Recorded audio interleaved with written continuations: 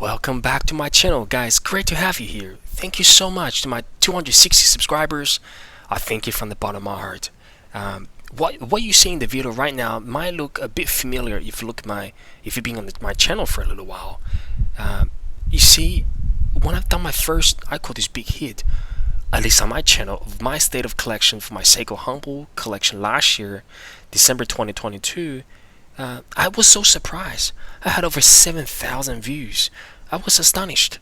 I never realized that actually people out there appreciating what I have and what I'm willing to share in terms of my passion and my understanding about my watches. So I've decided, to all my subscribers, you guys deserve it. I decided to take my hobby to the next level. So what I've done today is I went out, I bought a brand new iPad Pro 12.9. They call this the best iPad because I really have limited time and resources. So far in my life, I really don't have a lot of time to editing in any aspect of video. So all my videos are unedited. So I really truly appreciate being, just truly amazing audiences, amazing subscribers, understanding the raw footages of my stuff. So thank you for being patient. So I heard a lot of good things about the iPad Pro 2. This is the latest one. The camera is excellent. It's supposed to be able to take a lot of great micro shot.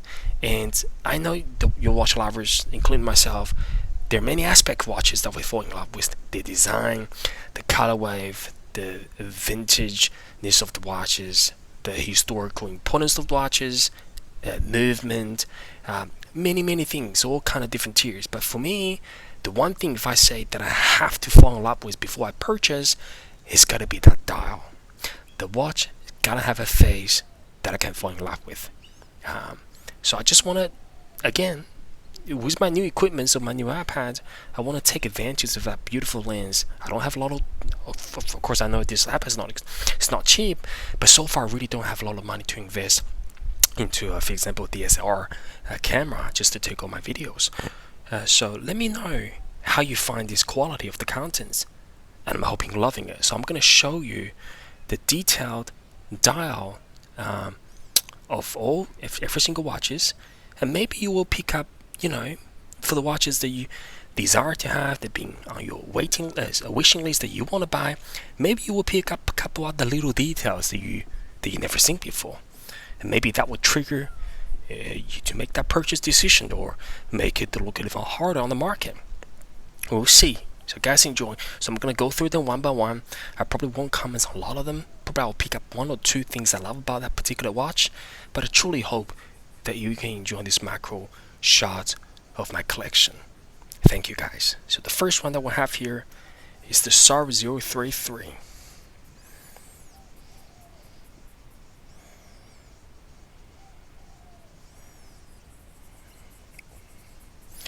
That's probably as close up as I would like to see, without compromising the quality of clarity. So you can see the detail of Japan 6R15 on the bottom. Again, this video is shooting in 4K, I think 4K 30 or 4K 60 frames. Absolutely love this SARP033. What I love about, if I can only pick one thing about this dial that I like, is how accurate that it can tell you the time, how closely it's influenced by Grand Seikos, that beautiful handsets of the hour hand and milli hand, how you reflect light, and how detailed those designs are, all the way to the hour markers. So you'll be able to tell time very accurately on the SARP. Beautiful SARP. If you're on the fence about this one, pull the trigger. Especially with the current watch market conditions, hopefully you can score good deals out there. So SARP033.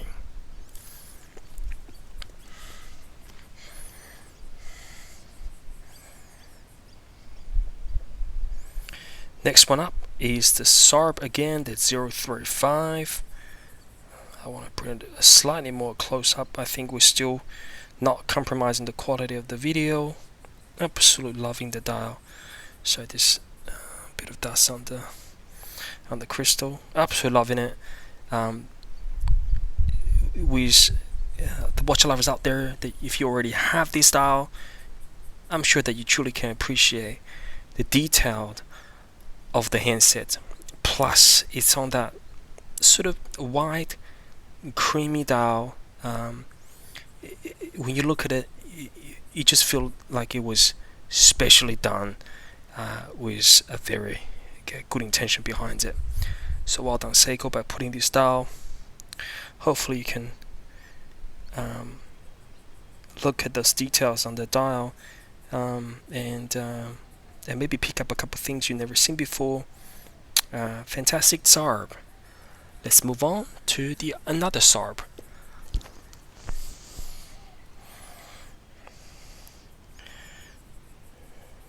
This is we call this original, or as far as you can, as far as you understand how Seiko Prospex line is going, the Alpinist are now combined into the Prospex. So this is as original you probably can go for the Alpinist, with a very good history. A lot of guys out there, if you guys still on the fence about it because the online photos you look at that SARP017 are not clear, it is really hard to capture that sunburst style unless you have a very clear camera. Hopefully I'm transferring the images clear enough with the hour indices, with the hourly hand, and how that dial reflects light in different conditions.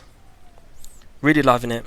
I think is one of the best Seikos that you can get, still with a reasonably amount of money.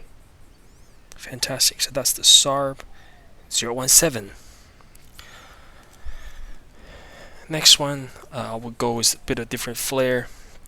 This is the SNXS79. Actually, we've got quite a bit of following for these watches, I believe, in the watch community.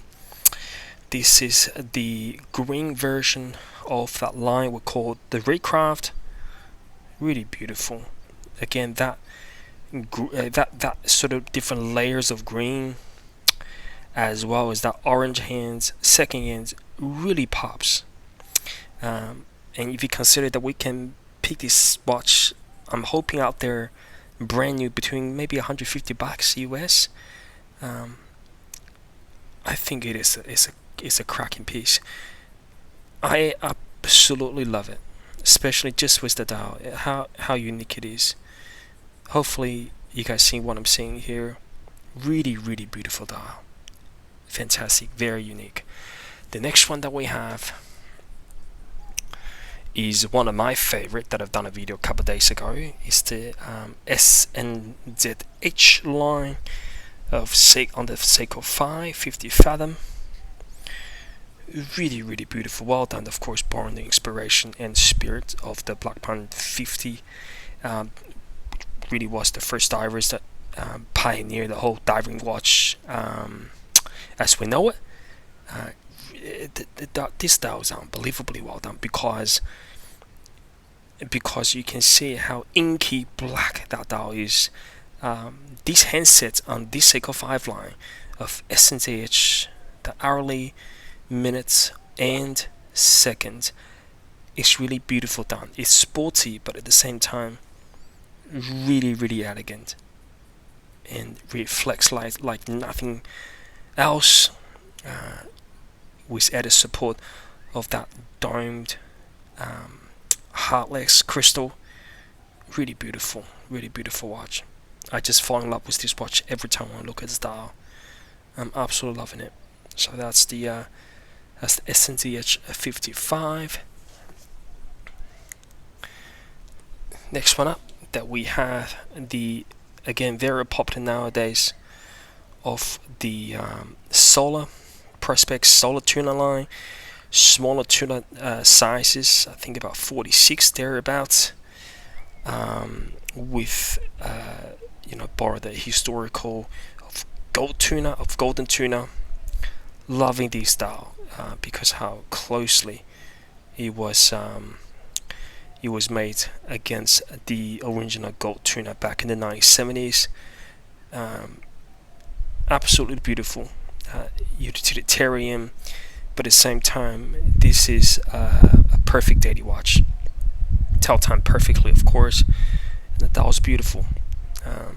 If you're on the fence about this watch, if you can pick it up between, I would say, 2 to 250, even at the second-hand market, because how reliable those movements are, do it. You will not regret. Beautiful dial. The next one that we have is the SNXS79. Got a bit of cult following now. This one here, guys. I'm telling you what I've learned over the last 2 years collecting Seikos. Of course, I'm still very humble and new to the hobby.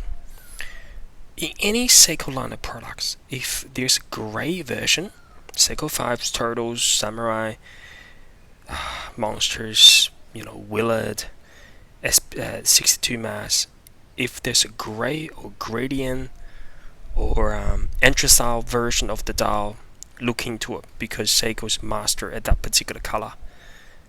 It reflects light like nothing before. Really elegantly made. I think, of course, in a very smaller scale dimensions, but the second, minutes, and hour hands blends in perfectly with each indices. Even though the wheel, the date wheel and the day wheel are in different color, but it's got beautifully sort of silver frames around it. So I think it is really well done, this dial. If you just Google this watch, you will see a lot of people fall in love with it. Again, the online photos on Amazon or any other online retailers does not do this watch justice.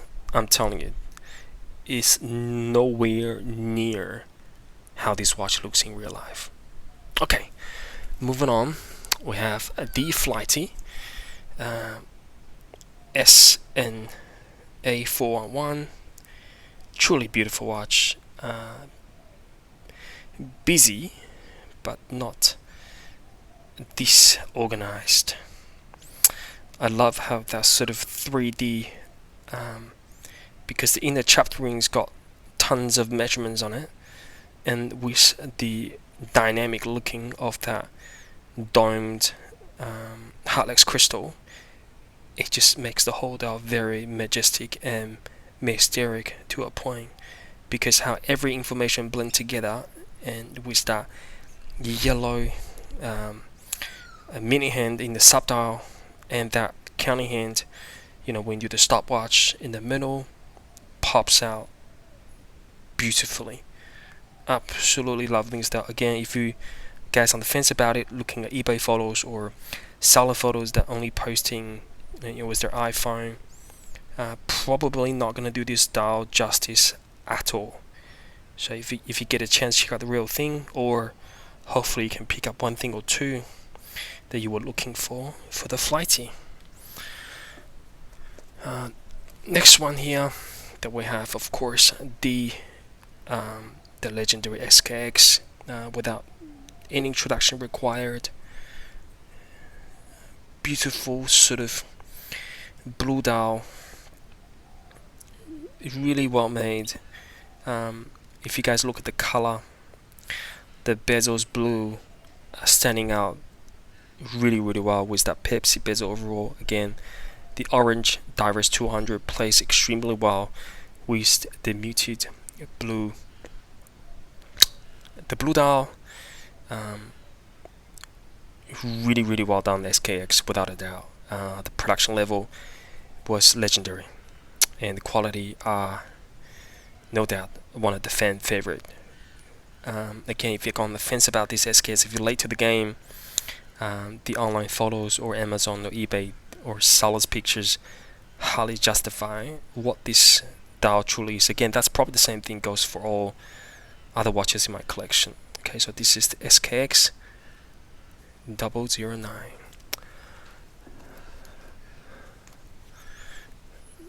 The next one that we have here is the SRP77J Turtle. It is going to be one of the all-time classics, I believe. Many other variants of the Turtle, but if you're gonna pick one and having one Turtle in your collection without flipping them, I would say just put the trigger on the 777. I think the new model name is the SRP93. I could be wrong, but if you can grab a version of the dial without the 3 o'clock loom, I will suggest you go for it, because it is not symmetrical between the 9 o'clock and 3 o'clock, but it just, I guess, nothing that you don't need really. The one thing I truly inspired and amazed by this particular watch is there's no anti-reflecting coating done on this crystal at all. But look how clear it is. Guys, if you're on the fence about turtle, about the black one, do it. Why? Look at it. It's like there's no crystal there at all. It's like all you're looking at it is an inky black dial that absorbs light, which in return gives you legibility and ability to read your time accurately within a second, within a split second. Really what you need is a tool watch, so you can always in control of your time. Really loving the dial of this turtle, without a doubt one of my all-time favorite. The next one, probably moving up a little bit, it will be the SPB147. This dial is the reason why for it. Look, there's no doubt that Seiko will continue driving on its 62 mass production number, of course in two different directions, the SPB line as well as the more premium SOA lines. But if you put all the 62 masses out there, if you ask me to choose one dial and ask me which dial its value will retain well and will receive well by the future collectors, I would say it is this brown dial. As you guys can see, on the less lighting condition it looks almost black, but the moment it receives light, it blends extremely well with that golden hand, that split brushed, reflects light like nothing before. I absolutely loving it. It's like the whole dial was man-made, to be honest. It's so detailed. It's like all the Seiko and automatic and Divers 200s, like they were stitched onto the dial by hand. That's how it make me feel when you look at this close up. Absolutely well done. Absolutely well done.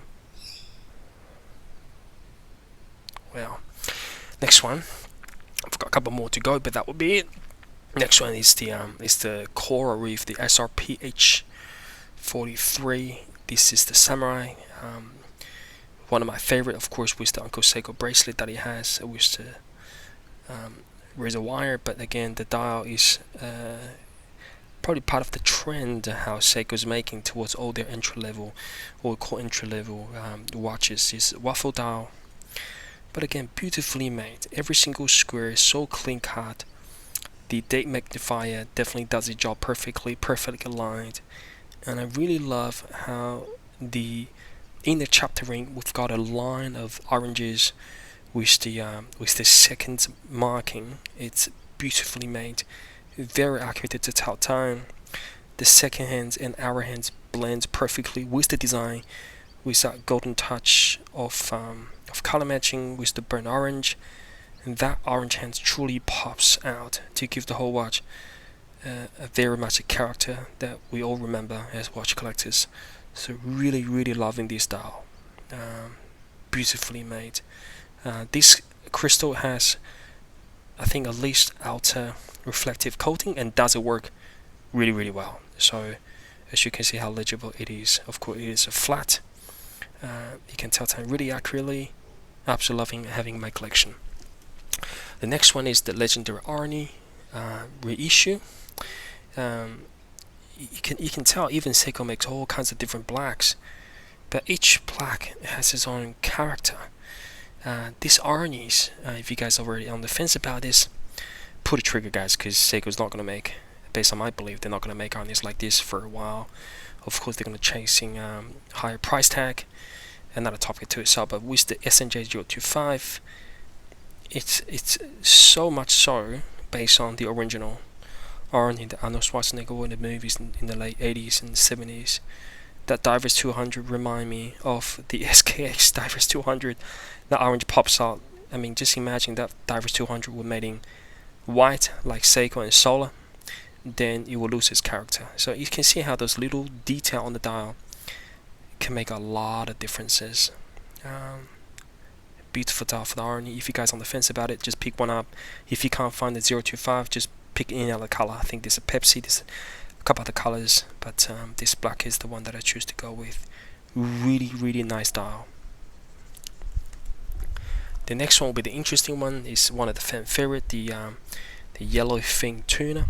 As we can see, that yellow just pops out from the bezel 0 to 15, and that second hand as well as the hourly hand, the mini hand. This is the dial that it just rocks your world. Every time you put on, you feel like a rocket star. I like everything about this style, how this borrow the spirits of the monster, of course with the shrouded design from the Tuna. This, you really shouldn't call this a baby Tuna. I mean, this makes the MM300 Tuna looks like a baby Tuna, or at least like a normal Tuna. So this should be a beefed up, or should call this the I don't know, the Tuna Monster. Yeah, you should call this Tuna Monster. Actually, I love that name. I just made another name. Absolutely loving it. How clean the dial is. It's just amazing how those micro brands claim that they have figured out how to make more and more layers of anti-reflective coatings on their dial and their crystal. Excuse me, but when Seiko make a normal, we call it cheap, with suppose Harlex, it works better. It is so legible. It is very legible. Loving this dial, clear, but it's got a massive character. The last one to finish off is the SPBN, the D Tuna, the MM300. It's got that inky blue dial. Really beautiful, really deep. You do feel like you're looking at out in the sea in the night. That's what I feel like. The black day wheel blends in really well. Not the same color, but I don't feel like it's intruding the whole harmony of the design. Of course, this is without a doubt that Seiko will continue to make based on the spirits of Tuna. So guys, if you're on the fence about picking a real M300 Tuna, whether that's the last generation of SPBN03133 or this generation of starting with SPBN043, this one is, or 41, or there's a couple other variants, I think the black one or steel one, they are all worthy of your money. They are so underrated. The dial is so well made. Absolutely loving it. Alright guys, that's probably for the whole my collection. Thank you so much for watching. If you find this has been helpful in any shape or form, that made you encouraged to look further to one of the pieces that you had on your mind for a little while, then hopefully this is gonna push you over the edge. Look harder, save you more money. Go get that watch. You deserve it, guys. Okay, having a fantastic day no matter where you are, and I'll see you in the next video. Bye for now.